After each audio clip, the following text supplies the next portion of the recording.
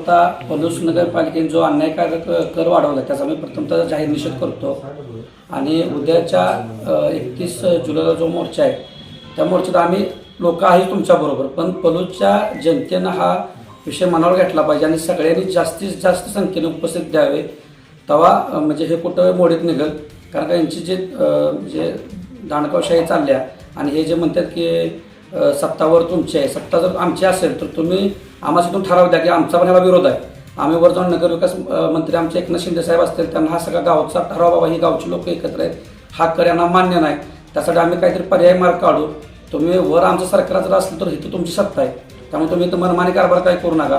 तुम्हाला जर खरोखर पलूसच्या जनतेचं आणि नागरिकांचं जर काय पडलं असेल तर तुम्ही पण जनतेत उतरा आणि तुम्ही पण याला विरोध करा.